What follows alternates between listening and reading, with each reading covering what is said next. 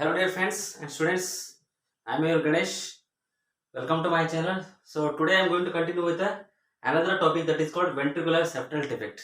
So let us discuss about the ventricular septal defect. Okay. So ventricular septal defect is the most common congenital heart disease. Okay. So among the congenital heart disease, this is the most common congenital heart disease. Okay. What is the definition of ventricular septal defect? Ventricular septal defect is a abnormal communication between the left ventricle and right ventricle, so that there is a shunting of blood from left ventricle to the right ventricle. There is a shunting of blood from left ventricle to the right ventricle. Okay. So why this happens here? What are the etiological factors? So let us discuss some of the etiological factors. So first, the exact cause of ventricular septal defect is not known. So it is a idiopathic. Exact cause is not known. And what are the other factors? Are genetic and chromosomal abnormality. So this ventricular septal defect may be associated with a chromosomal abnormality such as Down syndrome, Klinefelter syndromes. Okay. Next, it is also associated with a teratogenic drugs or infection. Teratogenic drugs means consumption of drugs during the first trimester of pregnancy. That may be thalidomide drugs or a teratogenic infection. Any infection that occurs during the first trimester of pregnancy, that is a what you call that is a rubella infection. Okay.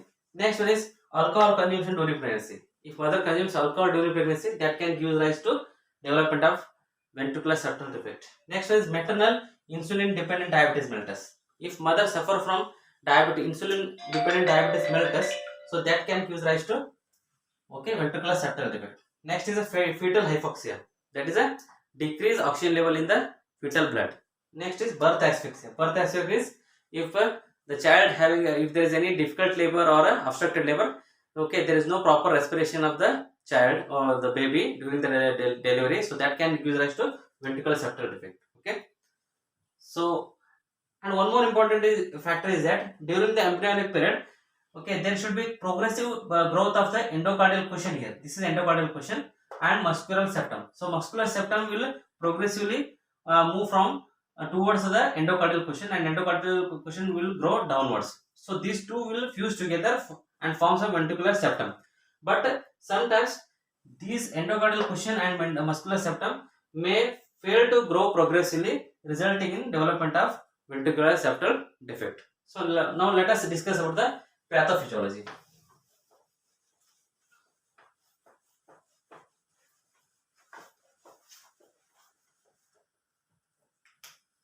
So pathophysiology.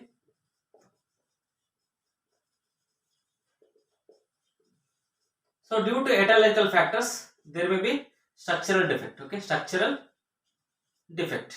Okay, so that is nothing but a ventricular septal defect. Okay, so because of this, what happens here? There is a shunting of blood from left ventricle to the right ventricle. There is shunting of blood from high pressure in the left ventricle to the low pressure in the right ventricle. Okay, shunting of blood from left ventricle to right ventricle. Okay, so this will lead to what happens? The pressure and volume in right ventricle increases. So this will lead to right ventricular hypertrophy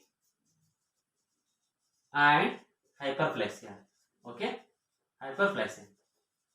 So as there is a shunting of blood from left ventricle to the right ventricle, because there is a high pressure in the left ventricle to the low pressure in the right ventricle.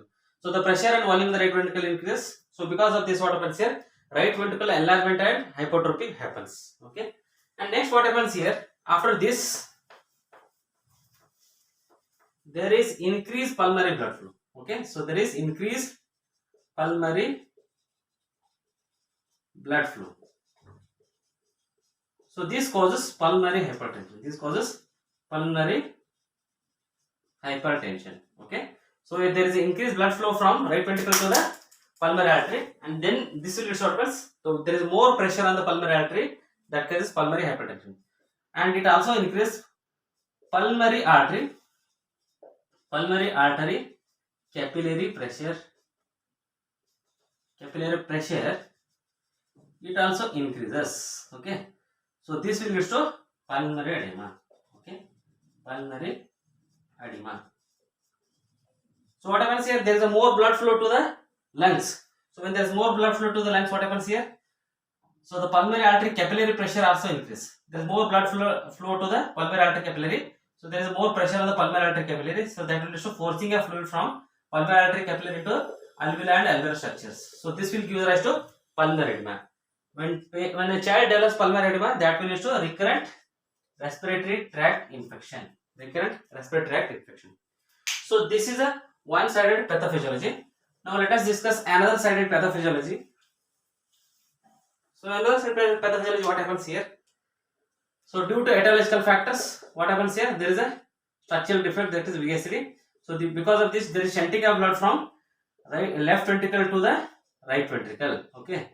So because of this, what happens here? Decrease stroke volume and cardiac output. So this will lead to decrease peripheral tissue perfusion. So because of this, what happens here? Growth retardation.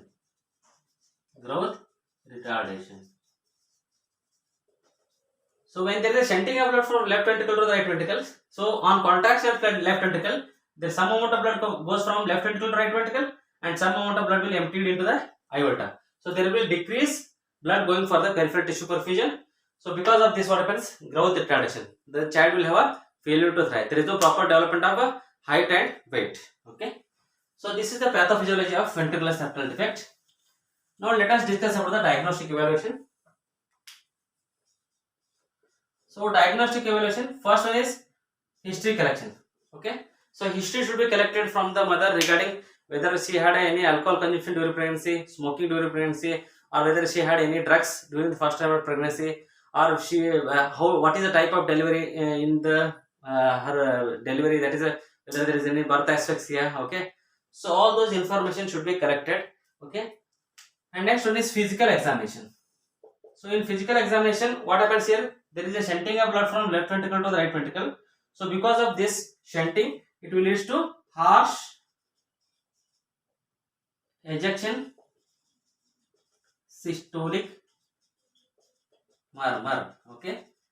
So this is because of shunting of blood from left ventricle to the right ventricle on contraction of left ventricle. So there is a shunting of blood from left ventricle to the right ventricle. So because of this abnormal movement of blood from left ventricle to right ventricle, there is a harsh ejection systolic murmur. Apart from this, we can also see there will be what you can see. There will be dyspnea will be there. Dyspnea, tachycardia, tachypnea. Okay. So all those features will be there. Okay. Next one is what you can see here. Chest when you do a chest X-ray. Okay. So first, second, third. When you do a chest X-ray, you can see there is a right-sided heart enlargement. There will be enlargement of right ventricle and right atrium. Okay. And we can also do 2D echo. When you do a 2D echo, so what happens here? You can see there is a decrease ejection fraction. There is a decrease decrease entry of blood from left ventricle to the aorta, and you can also see there is a what I can say right-sided heart enlargement. You can notice it by the 2D echo. Okay. Next one is cardiac catheterization. So when you do a cardiac catheterization, okay, especially we do a left-sided heart catheterization. Okay, catheter is inserted into the radial artery, from radial artery into the aorta, then aorta to the left ventricle. So on entering into the left ventricle, what happens here? We will check the chamber pressure. Chamber pressure will be lesser here. It is because of shunting of blood from left ventricle to the right ventricle, and we can also inject the dye into the left ventricle. So on injection of dye into the left ventricle, so the dye will be shunt. The dye will move from left ventricle to the right ventricle. That can be identified by fluoroscopy. Okay, so fluoroscopy, the many films, X-ray film will be taken. Okay, and we can witness the shunting of a dye from left ventricle to the right ventricle. Okay, so these are the diagnostic one. Next we will see clinical manifestation. So the clinical manifestation of ventricular septal defect are dyspnea, tachycardia, tachypnea, okay, harsh ejection systolic murmur, systolic murmur. Okay. Next one is failure to thrive. Failure to thrive. Okay. Difficulty in feeding.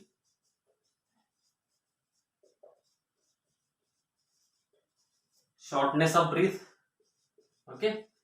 So the clinical manifestation of ventricular septal defect are dyspnea, that is difficulty in breathing, shortness of breath, tachypnea, that is increased respiration rate more than 24 per minute, tachycardia, increased heart rate or pulse rate more than 100 per minute, and harsh ejection systolic murmur, that is because of shunting of blood from left ventricle to the right ventricle, and failure to thrive. There is no proper optimum development of height and weight of the child, and difficulty in feeding, it is because of dyspnea will interfere in the feeding. Okay.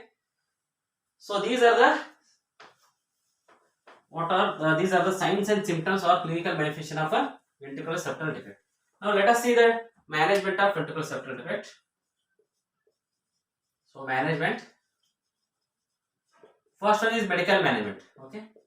So the medical management consists of, first one is correction of iron deficiency anemia. Okay, iron deficiency anemia. So the child should, if the child is suffer from anemia along with the ventricular septal defect, we have to correct the anemia in order to prevent the child from going into the congestive cardiac failure. Okay. So iron deficiency anemia can be treated with a iron rich diet. Okay, iron rich nutritious diet. Okay. So such as jaggery, groundnut, okay, and green leafy vegetables, beetroot, all those the diet, nutritious diet which are rich in iron should be supplemented to the child. Okay, and the mother also, because the mother is one during the feeding, the mother should take a diet rich in the iron content, that will help in the correction of anemia of the child. Okay, or the baby.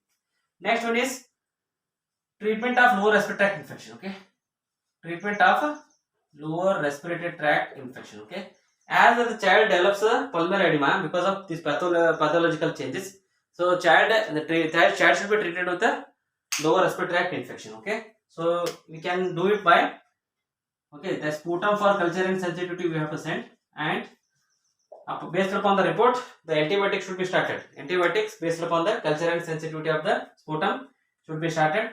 Nebulization, you can do nebulization, steam inhalation. So these are the one which will correct the and lower respiratory tract infection. Okay. Now let us see the surgical management of a ventricular septal defect. So that is surgical management. Surgical management consists of, first one is what we have to do here, percutaneous occluder placement.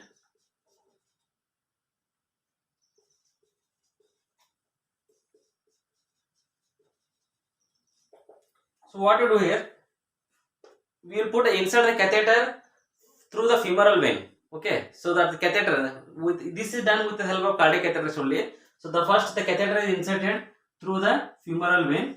From the femoral vein into the catheter is inserted into the inferior vena cava, then inferior into the right atrium, and then come to the right ventricle.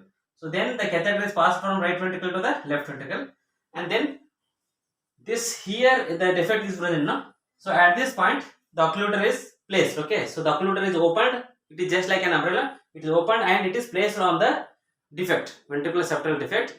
So that will closes the defect and prevent the shunting of blood from left ventricle to the right ventricle. So this is nothing but a percutaneous occluder placement. It is done under with the cardiac catheterization procedure. Okay.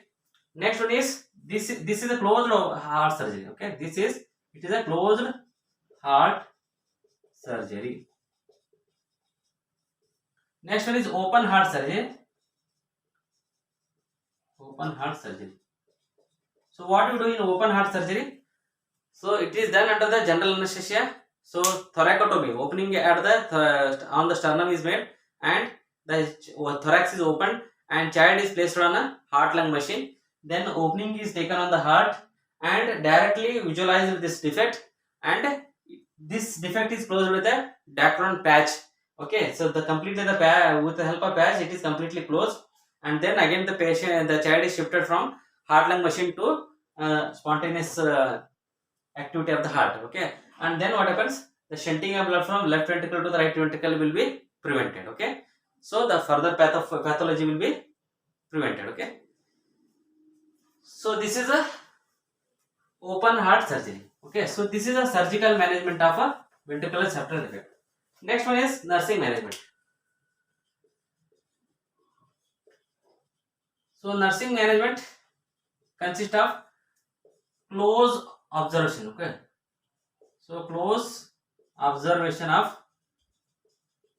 vitals. Close observation of vitals we have to do. Okay, next one is close monitoring of height and weight, or you can say length, height or weight, that has to be closely monitored. Okay, and we have to advise nutritious diet, good nutritious diet, especially rich in the iron content. Okay, then next is perioperative nursing care.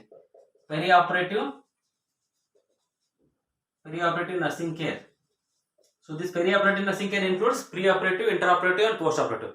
So if the surgeon advice for the surgery, in that condition the child should be prepared for the surgery. Child should be prepared for the surgery, then care should be taken during the surgery, and care of the child should be taken after the surgery. So that all consist of a perioperative nursing care. Okay, next, assign the child activity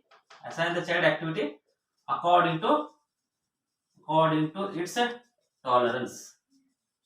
So this is also very important. Okay, so this is all about the nursing management of ventricular septal defect.